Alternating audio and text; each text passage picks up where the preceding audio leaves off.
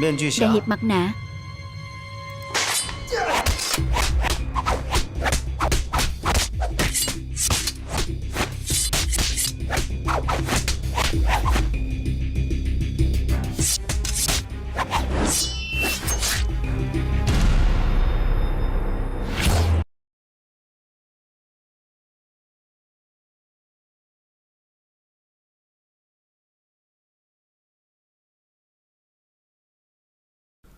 Rốt cuộc anh là ai? Người tới lấy mạng anh.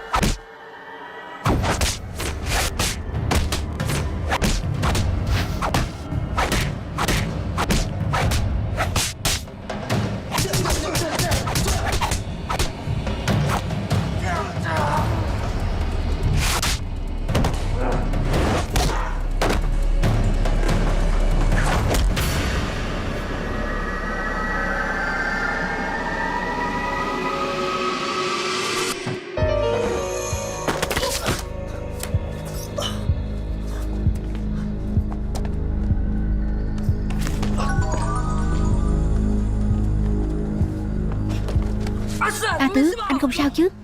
Đi mau. Đại hiệp mặt nạ, đi.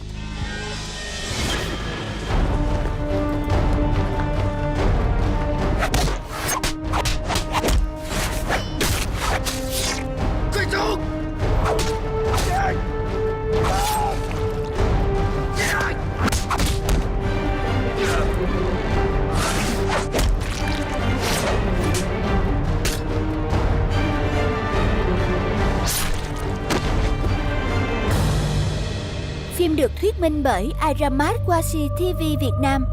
Chúc các bạn xem phim vui vẻ.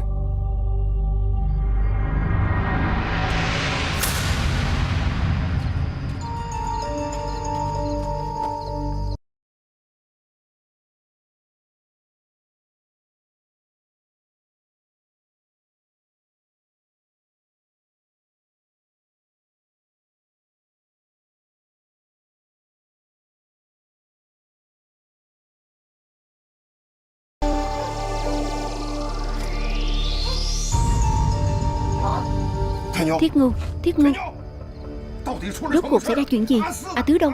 A Tứ đâu? Đại hiệp mặt nạ giết Thiết Ngưu, Thiết Ngưu.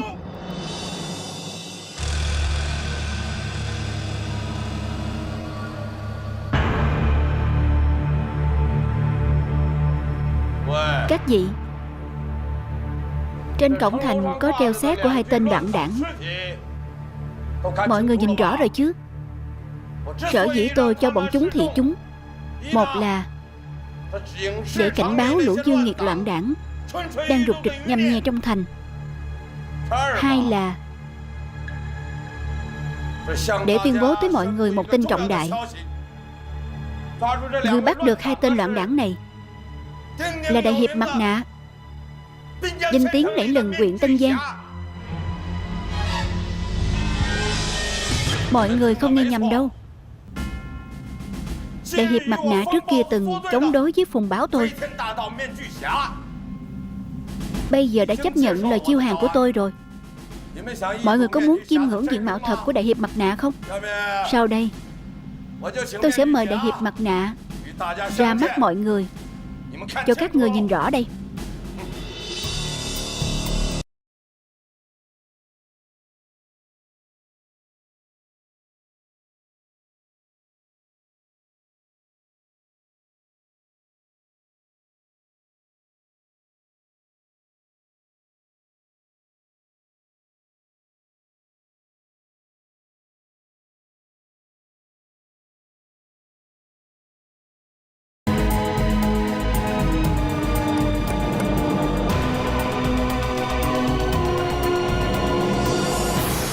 Nói bọn họ biết.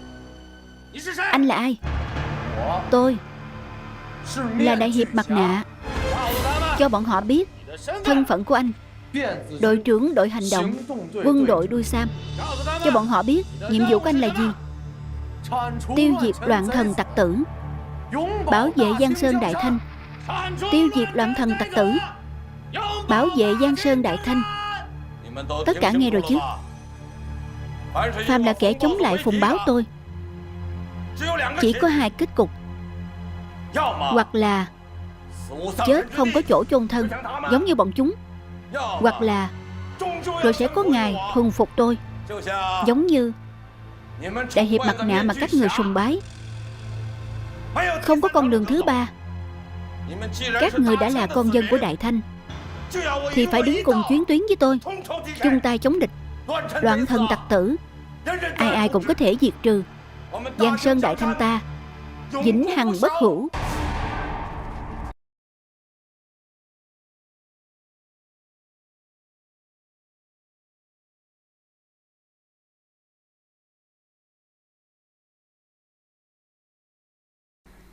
Ăn hại, một lũ ăn hại. Tôi không luyện nữa.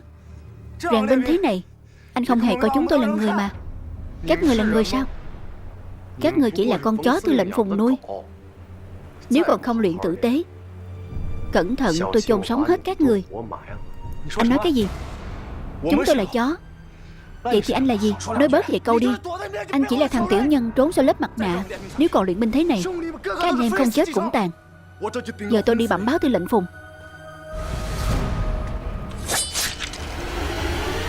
Súc vật.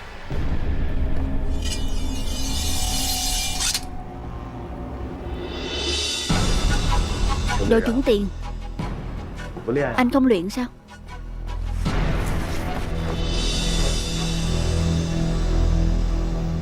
Nhìn rõ rồi chứ. Đây chính là kết cục của chống đối tôi. Luyện tiếp đi. Thế nào? Cảm giác quay về quân đội đuôi sam không tồi chứ? Đừng vội, mọi chuyện chỉ mới bắt đầu thôi. Kịch hay còn ở phía sau.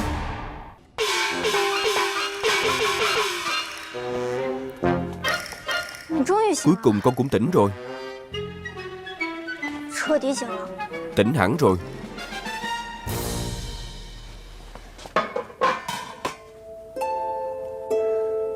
Con đã mơ một giấc mơ. Ta biết đợt này hầu như lúc nào con cũng sống trong mơ. Cô ấy đã hôn con. Gì cơ? Con muốn gặp cô ấy. Ai vậy? Con nói cho rõ ra đi. Tuyết Giao, Thủy Hàm Băng, vợ của con. Sao thế? Cô ấy ở đâu? Cô ấy nghe nói đại hiệp mặt nạ tịch thu quân lương ở cổng thành, cũng tới đó rồi. Nó phải tìm đại hiệp mặt nạ kia hỏi cho ra lẽ. Cái gì? Đại hiệp mặt nạ? Tiểu nhân chật vật kiếm ăn, chút lương thực này là miếng cơm manh áo của cả nhà. Xin ngài giơ cao đánh khẽ tha cho chúng tôi. Cút. Tôi xin ngài tha cho chúng tôi đi. Tránh ra.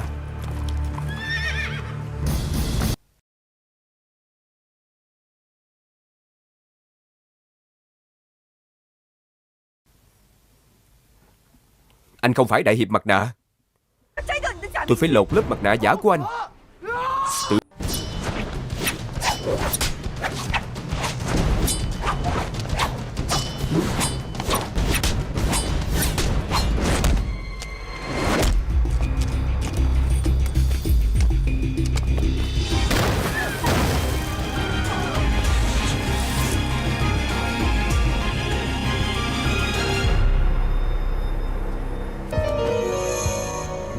Em ngăn cản anh làm gì? Tôi muốn tích nước cho đứa con trong bụng.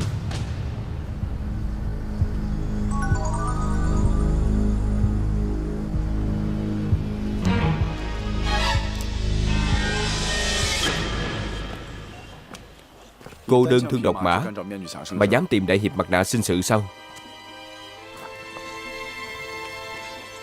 Hắn không phải đại hiệp mặt nạ, mà là anh. Nhưng cô không phải đối thủ của hắn. Tôi không hề đơn thương độc mã. Tôi biết anh sẽ tới mà.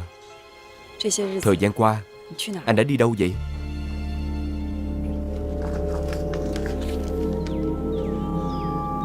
Dữ liệu thí nghiệm thuốc của người Nhật ai đưa anh?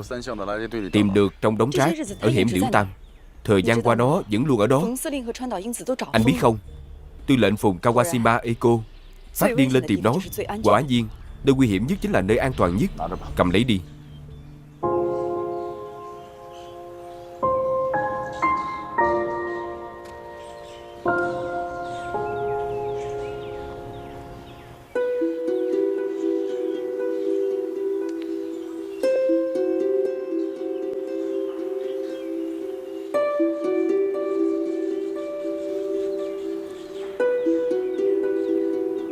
Rồi sẽ có ngày tôi sẽ khiến anh tự tay tháo nó xuống, cho tôi được thấy diện mạo thực sự sau lớp mặt nạ. Cảm ơn, đại hiệp mặt nạ.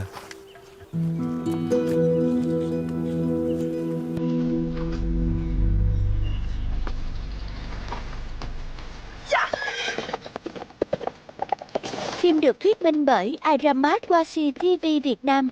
Chúc các bạn xem phim vui vẻ.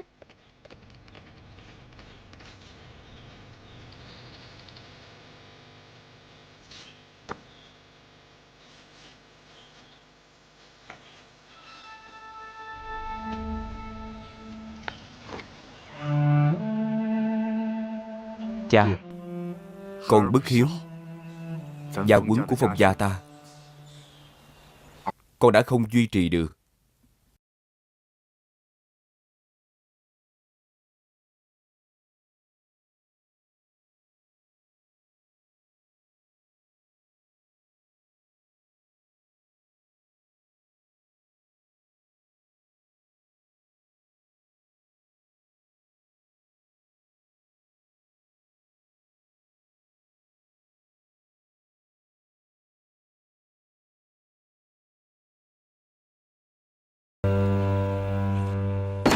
Khốn kiếp,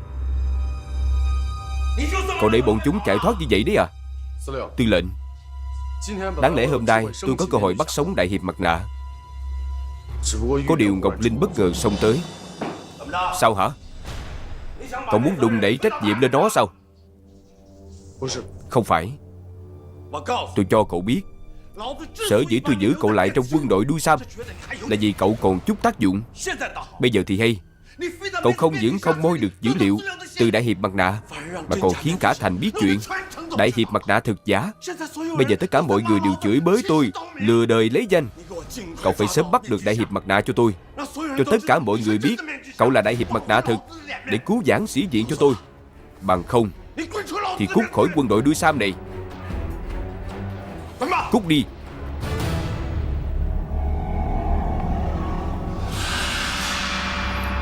Đợi đã.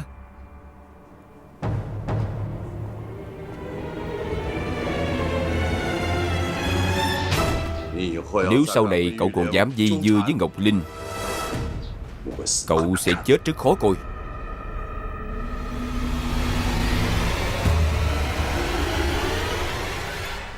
Tư lệnh cứ yên tâm.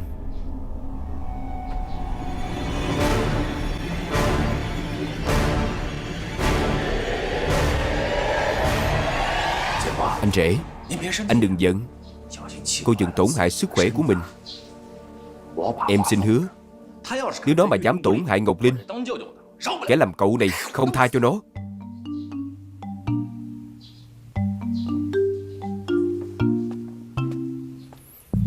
Hason, bạn của Dương tiên sinh vừa từ Lâm Hà tới.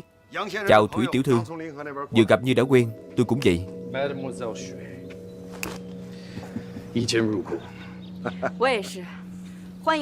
Chào mừng anh đến huyện Tân Giang, Hason. Tôi đã nghe anh Dương và anh Miêu tường thuật tình hình. Tôi có thể xem thử tư liệu cô đang giữ không? Cái này là tôi nhờ một đồng chí biết tiếng Nhật dịch ra cho anh. Nếu anh còn có nhu cầu gì, cứ việc tìm tôi.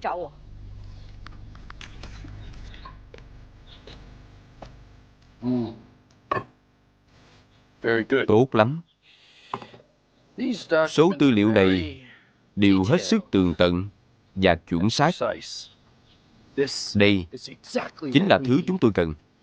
Ngay lúc này, ngay bây giờ tôi sẽ viết thành một bài báo vạch trần âm mưu của bọn chúng. Ngay bây giờ sao? Không cần đợi anh đi khỏi sao? Không, không, không, không.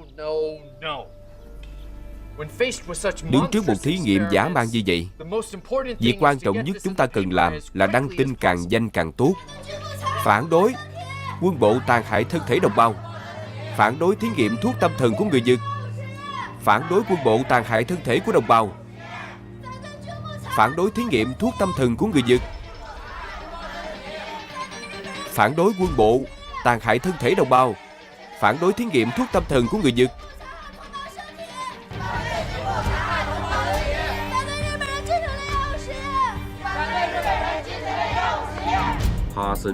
Hason đăng tin vạch trần quân bộ quân đội đuôi sam do Phùng Quốc Quy đứng đầu và thương hội Kobayashi dưới sự chỉ huy của Kawashima Eko đang bắt tay tiến hành công cuộc nghiên cứu một loại thuốc tâm thần. Bọn chúng còn bất chấp sự tổn hại nặng nề của thuốc lên cơ thể người, sử dụng tù binh và cô nhi thí nghiệm lên cơ thể họ. Bài đăng này đã làm dấy lên sự phản hồi mạnh mẽ từ xã hội và sự quan tâm chỉ trích của giới truyền thông quốc tế. Nhân đây, chúng tôi kêu gọi tất cả người dân của huyện Tân Giang hãy cất lên tiếng nói của mình, yêu cầu chính phủ dừng ngay công cuộc nghiên cứu thuốc nguy hiểm như vậy, kiên quyết chống lại thí nghiệm trên cơ thể người, đi trái luân thường đạo đức và lương tâm nghề y, trả lại mạng sống và tôn nghiêm cho huyện Tân Giang.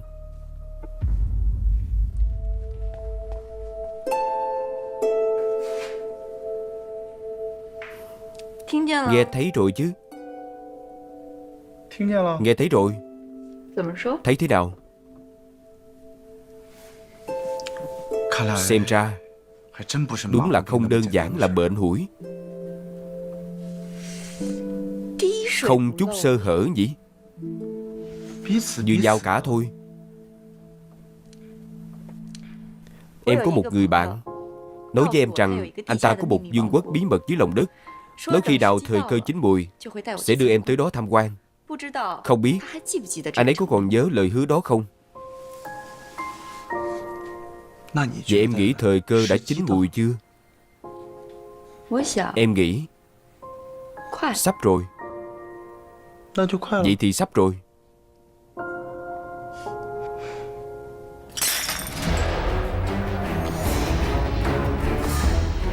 Bọn Mỹ này đúng là lo chuyện bao đồng mà.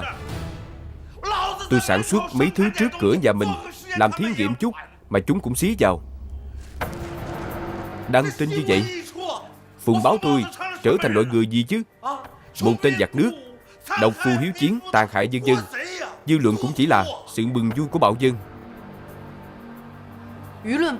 Tư lệnh không cần thiết phải để bụng. Cô không hiểu đâu. Sắp đến đại điển tế, nếu tôi không thể dỗ về lũ dân chúng này thì tôi vừa đưa quân đến quan nội, Sơn Sao và tôi đã nổi lửa rồi. Cho nên bắt giặc phải bắt vua trước. Bắt giặc phải bắt vua trước.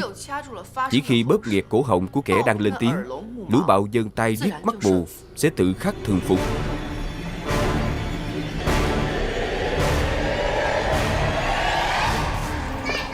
Báo đây, báo đây. Tổng tư lệnh chỉ trích phóng viên Mỹ đăng tin sai sự thật.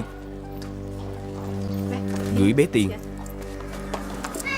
Báo đây, báo đây. Tổng tư lệnh chỉ trích phóng viên Mỹ đăng tin sai sự thật. Nếu chỉ bác bỏ đơn thuần thì còn đỡ. Bây giờ ngoài bác bỏ ra, hắn còn đề xuất chấp nhận phỏng vấn trực tiếp. Anh xem, bất thường quá, bất thường quá.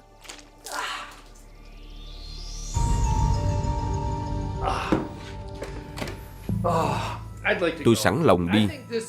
Tôi nghĩ đây sẽ là một cơ hội rất tốt. Thực tế thì tôi nghĩ nếu người phụ trách của thương hội Kobayashi kia có mặt là tốt nhất. Nếu chúng ta có thể phân tích chuyện này từ một khía cạnh khác thì đây sẽ là một cơ hội rất tốt để vạch trần sự thật. Không. Anh Hason, anh ngồi xuống đã. Anh Hason này, anh không hiểu tư lệnh Phùng. Hắn không phải lãnh tụ dân bầu. Hắn là một kẻ độc phu quân sự, dùng bạo lực quân đội để đánh chiếm Giang Sơn này, từ ổ giặc Mang Di.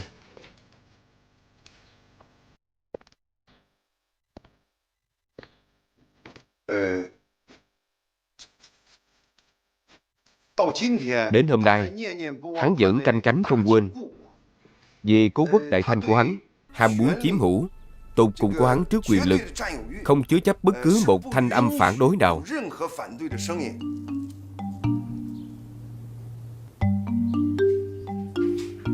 Hasan, bài đăng của anh chắc chắn đã chạm tới cấm địa của chúng. Tôi biết điều này nguy hiểm, nhưng mặt kia của câu chuyện lại cuốn hút tôi hơn sự nguy hiểm. Quan trọng hơn nữa là hắn đã công khai tỏ thái độ trên báo. Nếu tôi không đi thì lại thành ra câu chuyện của tôi sai sự thật. Nghe này, tôi biết việc chúng ta đang làm có tồn tại rủi ro, nhưng sự thật đã được đăng lên báo. Tất cả mọi người đều đang dõi theo chuyện này. Nếu Tư lệnh Phùng mà là một kẻ có não thì ông ta sẽ không gây khó dễ cho tôi sau buổi phỏng vấn. Nói tóm lại, sự an toàn của tôi không phải vấn đề gì lớn. Tôi có thể bảo vệ mình cẩn thận.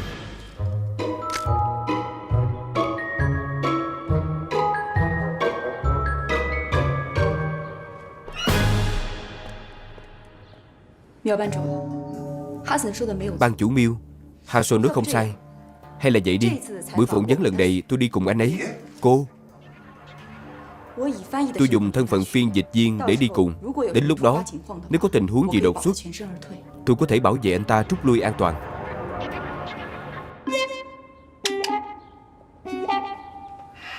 Thôi được. Thông báo Tư lệnh Phùng, hẹn thời gian phỏng vấn.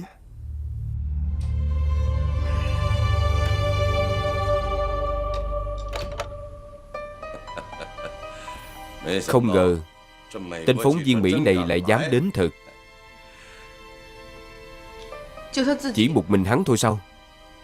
Hắn tự dẫn theo phiên dịch. Ai? Kim Tuyết Giao. Việc sản xuất thuốc còn cần bao lâu? Trong 2 ngày. Tốt nhất là trong 2 ngày. Chúng ta cứ dỗ về hắn trước, đừng để hắn đăng bài mới. Đợi đến khi thí nghiệm thuốc hoàn thành, hắn còn phát ngôn thêm câu gì, ông đây cũng không sợ.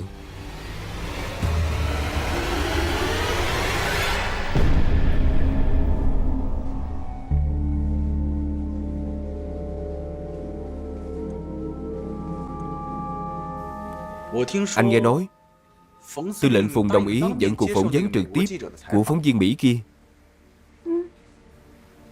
Anh còn nghe nói em chính là phiên dịch. Đúng rồi. Em đi có hợp lý không? Có gì mà không hợp lý? Cháu gái của Kim Dương gia, từ nhỏ lớn lên trong giới kinh kịch, bây giờ là trụ cột của đoàn kịch Tiểu Tứ Hỷ. Tiếng Anh lưu loát của em học từ đâu? Đó là chuyện của em. Vậy nếu Tư lệnh Phùng và Kawashima Eiko cũng hỏi em như vậy thì sao? Ở Lam Hà có một nhà thờ Tây, mục sư trong đó rất thân với em học tiếng Anh từ ông ấy. Vợ à, Phong Trạch Diệu, việc của ngày mai, đợi ngày mai hẳn nghĩ. Cô ấy đang đùa với lửa, người biết không? Kawashima Eiko và Tư lệnh Phùng luôn coi cô ấy là cái gai trong mắt. Chúng chưa bắt cô ấy chỉ vì chưa đủ chứng cứ. Gặp tình huống này, cô ấy không tự mừng thầm, mà lại chủ động tìm đến tận cửa. Người nói xem cô ấy muốn làm gì chứ? Con tưởng gửi tư liệu đó tới là chúng ta có thể nghỉ ngơi vài ngày. Phen này tốt rồi, lại bộc ra một chuyện như vậy. Người nói nghe xem, sao cô ấy cứ không chịu dừng lại một ngày chứ?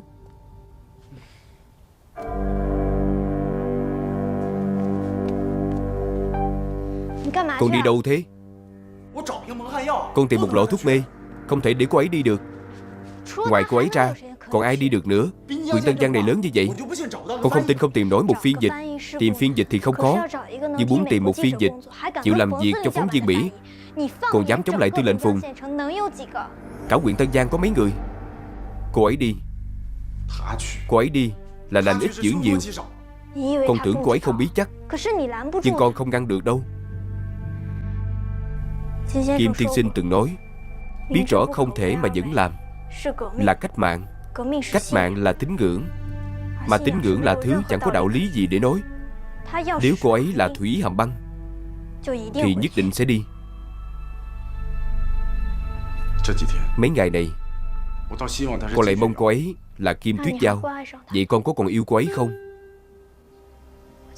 Ta nhớ trước kia con từng nói, người con yêu là Thủy Hàm Băng lạnh lùng, không thèm để tâm đến con. Con nói cô ấy muốn làm gì sẽ làm chuyện đó.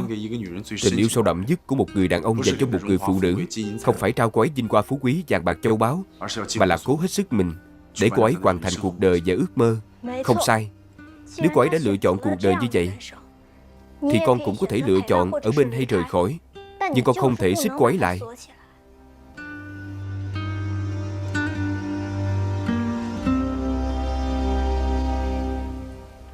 Sư phụ, con thực sự thấy hơi sợ. Ta biết. Ta cũng sợ.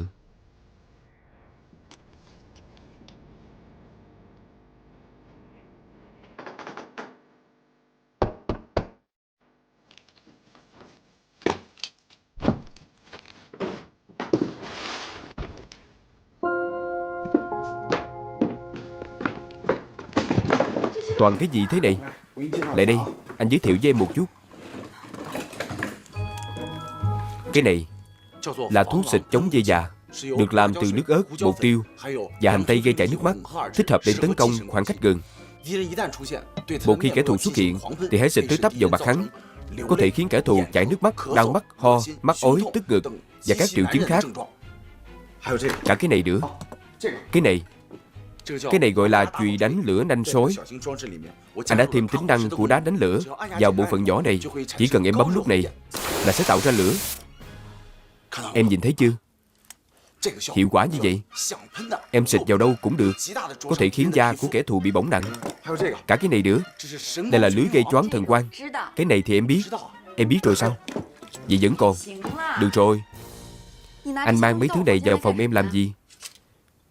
Ngày mai em mang hết theo, dùng để phòng thân. Ngày mai em đi thế này, anh thấy có hợp lý không? Hợp lý chứ. Ngày mai em đi làm phiên dịch, mang theo giấy bút và cái đầu là đủ rồi. Không cần mấy thứ này đâu. Cần chứ. Phong Trạch Diệu, em còn tưởng anh đến để khuyên em đừng đi. Anh cũng muốn khuyên lắm, nhưng anh khuyên nổi sao? Có trách em không? Anh quen rồi. Em không có cái số giúp chồng dạy con. Có phải đàn ông đều không thích mẫu người như em không? Đâu có. Anh là đàn ông còn gì. Ngoài anh ra. Nhưng anh cũng chỉ coi em là Thủy Hàm Băng nên mới như vậy. Em vẫn chưa hiểu về anh. Cũng có thể. Em buồn ngủ không?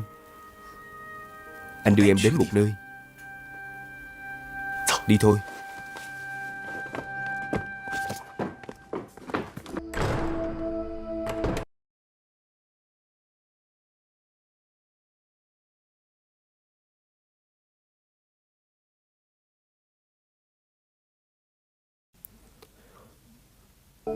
Đưa em đến đây làm gì? Tối hôm thanh minh, anh đã mơ một giấc mơ. Anh mơ thấy gì?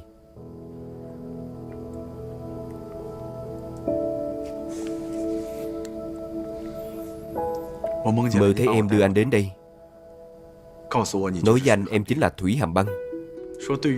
Nói em bằng lòng cân nhắc thêm về anh. Đối với anh, đó là một giấc mơ vô cùng hạnh phúc.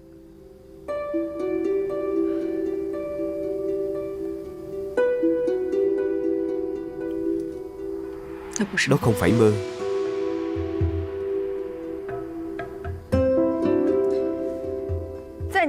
Người anh một lòng canh cánh chính là Thủy Hàm Băng. Cho nên Em dùng thân phận của cô ấy để đánh thức anh. Em dùng thân phận của cô ấy để hỏi anh. Anh là ai? Rốt cuộc anh muốn sống một cuộc đời thế nào? Vậy anh đã trả lời chưa?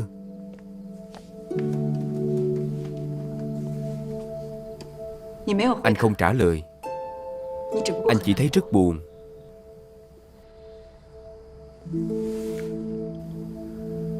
Em có muốn biết không? Bây giờ anh có thể nói cho em biết.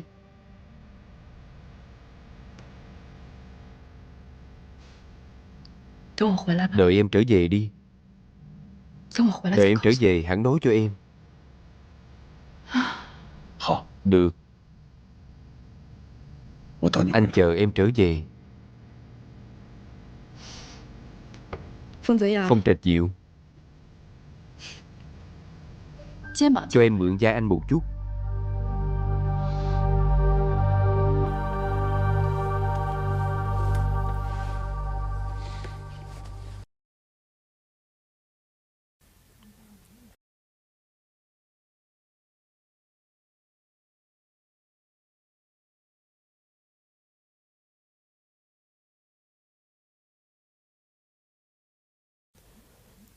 Em chưa bao giờ dựa vào một người đàn ông như vậy. Cũng chưa bao giờ nói với một người đàn ông rằng em yêu anh. Càng chưa từng nếm trải.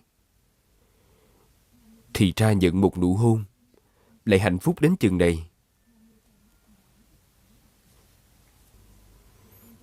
Bây giờ nghĩ lại, hình như em chẳng giống phụ nữ chút nào.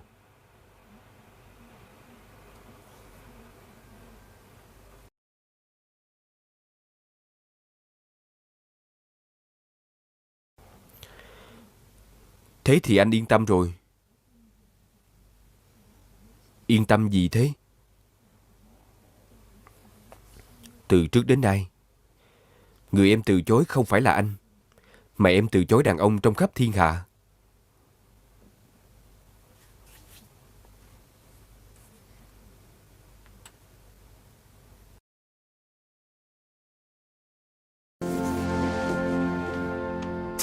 Vợ này, trong đống đồ kỳ cục quái gở đó của anh, có một thứ thuộc về em. Ngày mai em hãy mang nó theo đi. Xem như anh đi cùng với em. Được.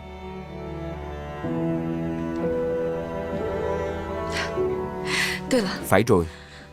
Ngày mai ở Yến Tân Lâu diễn vở kịch Trần Trường Bản của sư đệ em.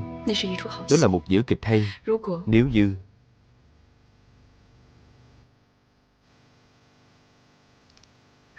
em không tới được, thì giúp em chuyển lời của ban chủ Miêu. Cứ nói 3 lần quạ ngư của em trong quý phi say rượu, vẫn còn thiếu chút lửa. Nói xong câu này, ngài nhất định sẽ có cái nhìn khác về anh. Được rồi.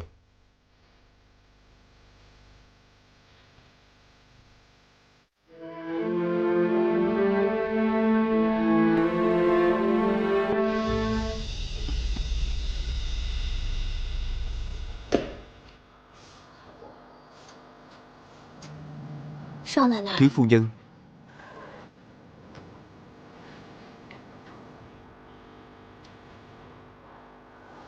Tôi hiểu rồi. Hason.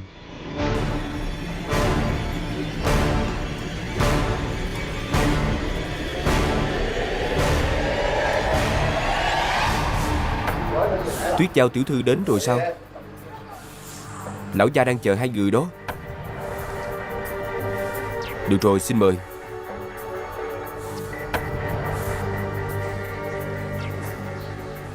Lão gia, bọn họ tới rồi.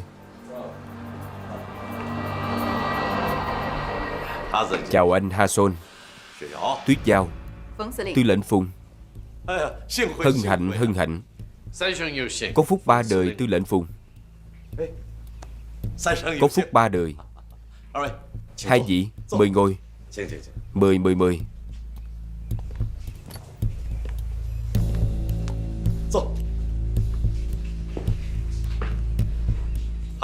Anh Hason, quân bộ này lắm phóng viên quá, tôi lười không muốn tiếp. Mời hai vị tới đây, mong đừng trách. Không sao, chỉ cần có cơ hội được nói chuyện trực tiếp với tư lệnh Phùng, tôi cảm thấy rất vinh hạnh. Không cần biết chúng ta ở đâu. Được.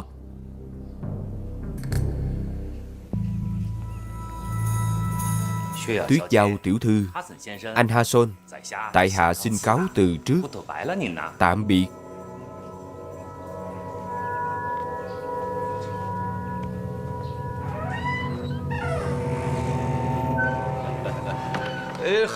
Anh Hason nói tiếng Trung lưu loát quá vậy.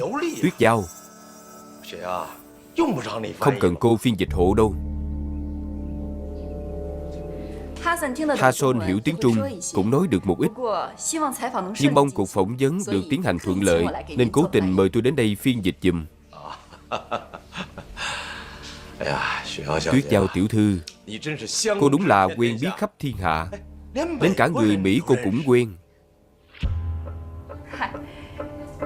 Ngành kinh dịch vốn dĩ đã gặp đủ mọi hạng người rồi. Hason là bạn kịch của tôi hồi ở Lâm Hà. Ngài lại là cố giao của cậu tôi. Cuộc phỏng vấn giữa hai người, tôi đến làm phiên dịch viên, làm người chứng giám, chẳng phải càng tốt sao? Tốt. Tránh đường, tránh đường. Tránh đường, tránh đường.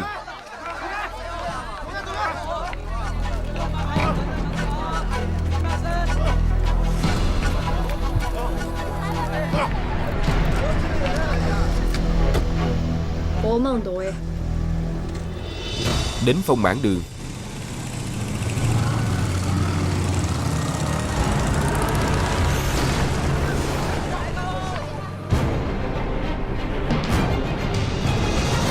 So I'd like very much if Commander Fung could give the Chinese people his side of the story.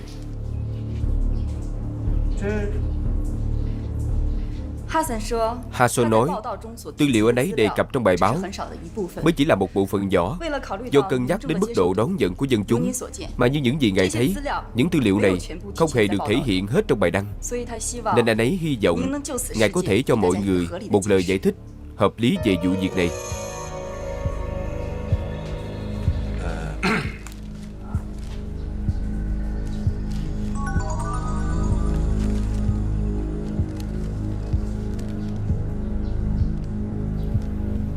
Số tư liệu này anh kiếm ở đâu ra? Tư lệnh Phùng, tôi vô cùng xin lỗi.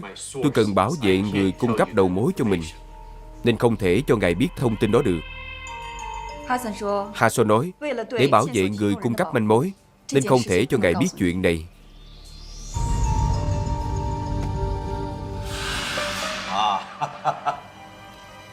Anh đang chỉ đại hiệp mặt nạ phải không? Anh Hason, tôi nói với anh thế này. Hắn chính là người cướp Phong Khải Hiên từ pháp trường đi. Kẻ phía sau là chủ của Phong Mãn Đường. Cổ phần của hắn bị thằng con phá gia chi tử bán cho cô Kawashima Eiko của thương hội Kobayashi rồi. Hắn ôm hận trong lòng, cũng không biết làm cách nào. Hắn đã liên hệ với đại hiệp mặt nạ. Đại hiệp mặt nạ nhắc đến kẻ này, hắn là một kẻ tâm thần phân liệt, suốt ngày trốn sau lớp mặt nạ, chuyên làm mấy trò trộm cắp. Phong Khải Hiên và đại hiệp mặt nạ hùa lại với nhau, đi khắp nơi bêu riếu. Tôi và quân bộ của chúng tôi thấy vụ này là hãm hại, trả thù, phải không? Bịa đặt vô căn cứ. Anh Hason, anh nghe có hiểu không?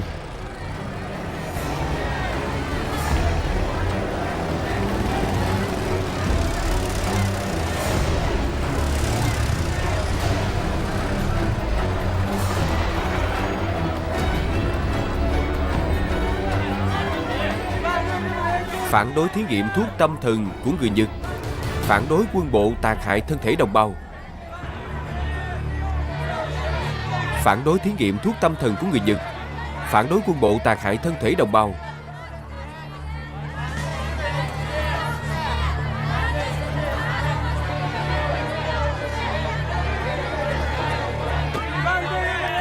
phản đối thí nghiệm thuốc tâm thần của người Nhật.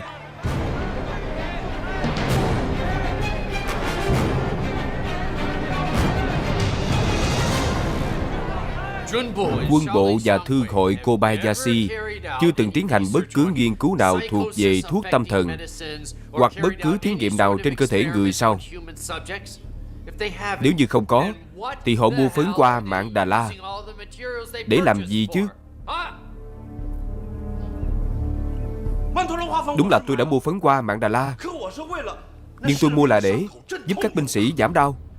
Tuyệt đối không như những gì anh viết trong bài báo, thí nghiệm trên cơ thể tù binh, cô nhi hay nghiên cứu thuốc gì đó. Nhưng những dữ liệu này đã viết rất rõ ràng. Số tư liệu này là giả, là hư cấu. Phùng Quốc Quy tôi thân là quan phụ mẫu của huyện Tân Giang. Dù người Nhật có chịu, tôi cũng không thể đồng ý tiến hành thí nghiệm trên cơ thể người ác ôn như thế được. Tư lệnh Phùng, quá trình nghiên cứu và các bước thí nghiệm chặt chẽ như vậy, kể cả tỷ lệ thuốc và những thứ viết trong tư liệu, khúc gỗ, thụ thể, tiêu bản, rất khó tưởng tượng là do một người chưa từng tham gia thí nghiệm hư cấu ra. Tuyết Giao, Anh Ha Son, Phong Khải Hiên có 3 đời tổ tiên hành y. Phong Mãn Đường là xưởng thuốc duy nhất của huyện Tân Giang cho đến Đông Tam Tỉnh sản xuất thuốc Tây trên diện rộng. Anh nghĩ xem, hắn là con nhà nồi, hắn mà có ý làm giả một tư liệu, còn sợ không qua mắt được dân ngoài nghề các anh sao? Là giả đấy.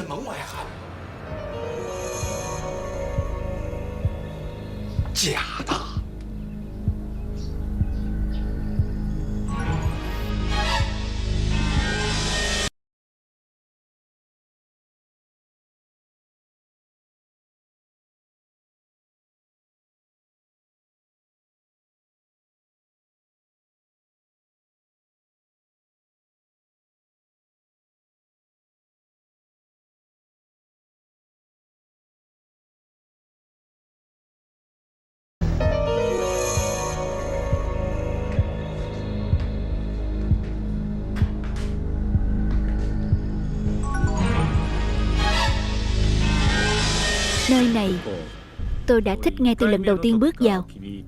Thật không ngờ hôm nay nó lại có ích cho tôi. Kawashima, cô thu xếp rất chu đáo. Ngài hài lòng là tốt rồi.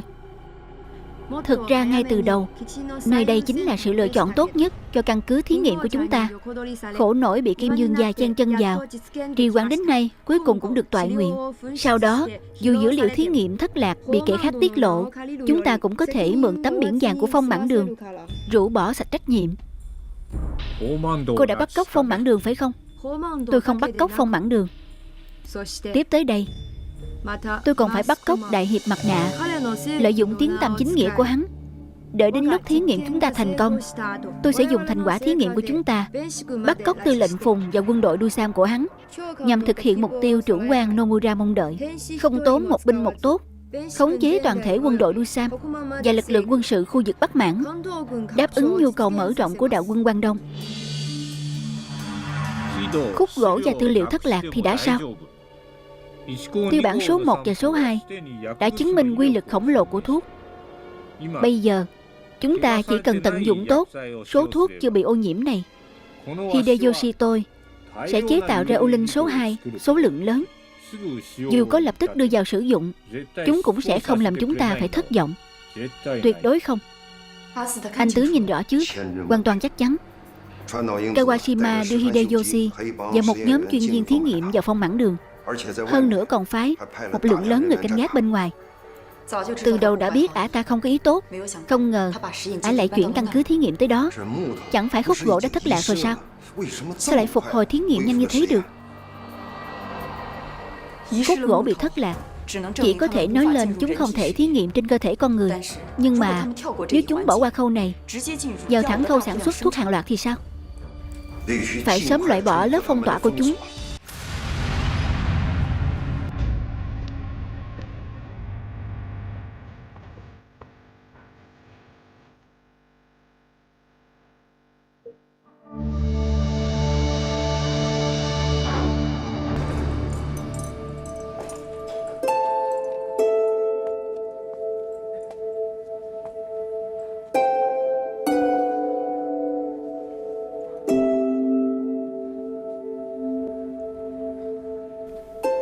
Cô muốn ăn gì? Cô hẹn tôi tới đây không chỉ để dùng bữa đâu.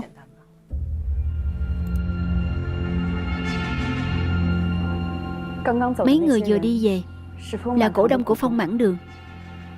Tôi đã thử thuyết phục bọn họ cùng tôi phản đối Kawashima phong tỏa Phong Mãn Đường, nhưng đã bị họ từ chối.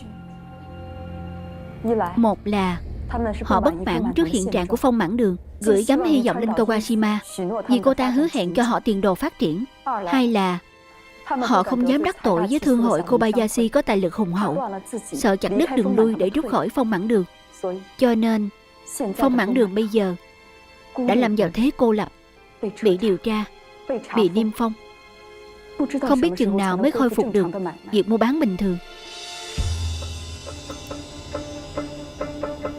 Bây giờ tôi và Phong gia không có quan hệ gì hết. Tôi không hiểu cô nói với tôi những lời này có ý gì. Phùng tiểu thư, người đi rồi, trái tim cũng đi rồi sao? Hôm đưa tang, cô đã đến cùng Long Sách, viện cớ đi đưa biển hiệu. Thực chất thì mỗi người đều mang một mục đích riêng. Long Sách đến để cười nhạo Phong Trạch Diệu, còn cô thì thật lòng muốn tiễn hai cụ một chặng cuối cùng. Tôi không có. Chúng ta đều là phụ nữ, cô không lừa được tôi đâu. Phải, trước kia là Phong Trạch Diệu có lỗi với cô, anh ấy đã phụ cô, nhưng tình cảm cô dành cho anh ấy, dành cho Phong gia thì vẫn còn. Cho nên hôm nay tôi đến xin cô hãy niệm chút tình cảm trước kia, cho tôi gặp Tư lệnh Phùng một lát, để ngài ấy biết Kawashima đã làm những gì với Phong Mãn Đường. Cứ xem như cho Phong Mãn Đường cơ hội cuối cùng. Cơ hội? Tôi từng cho Phong Trạch Diệu rất nhiều cơ hội, nhưng anh ta không cần, anh ta không biết trân trọng. Anh ta một tay đẩy tôi ra khỏi Phong gia. Còn bây giờ cô là Phong thiếu phu nhân, cô muốn giúp anh ta nên mới tới tìm tôi. Nhưng Phong gia đã không còn liên quan gì tới tôi nữa, cho nên tôi sẽ không giúp anh ta. Phùng tiểu thư là Long phu nhân.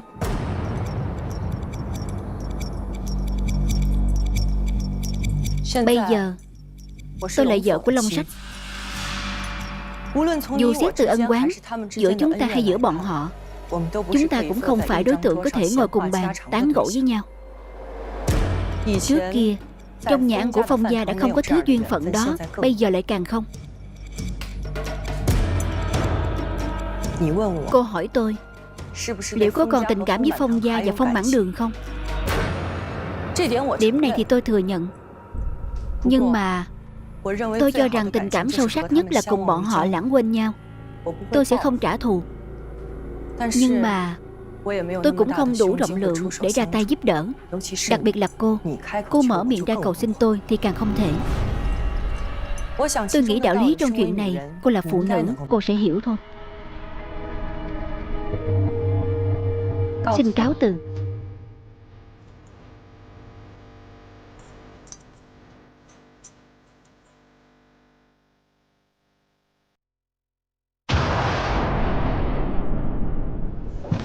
Cha,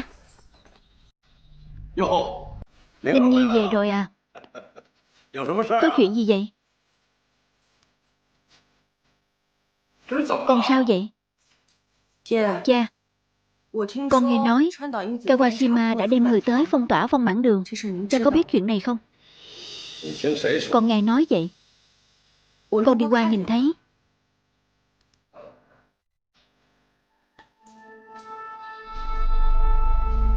Cha, nhị lão của Phong gia vừa mới đưa tang. Cô ta đã đem người phong tỏa Phong Mãn Đường. Chuyện này cư xử thiếu tử tế rồi. Đúng là không tử tế, nhưng mà cũng hết cách. Cha sợ cô ta sao? Cha nào từng sợ ai chứ? Sắp đến đại điện tế của quân đội đuôi sam rồi. Ta phải giải quyết mọi việc của quân đội đuôi sam đâu ra đấy. Vũ khí, lương thực, huấn luyện. Ta phải khiến quân đội đuôi sam phục hồi trạng thái tốt nhất. Nhưng thời gian không chờ đợi ai. nơi có thể sản xuất thứ cha cần chỉ có Phong Mãn Đường. Cha, rốt cuộc cha đang cần thứ gì? Con gái, chuyện này con đừng hỏi nữa. Tóm lại là liên quan tới đại nghiệp phục hưng của cha con. Nếu mà thành công được thì lũ loạn đảng ngông cuồng kia đều phải tiếp tục cúi đầu xưng thần trước cha con. Cha, lại sao nữa? Dù sao, Phong Mãn Đường cũng đã tạo phúc cho vô vàn bách tính tại Tân Giang. Nếu như có thể, vẫn nên sớm dỡ bỏ phong tỏa thì hơn.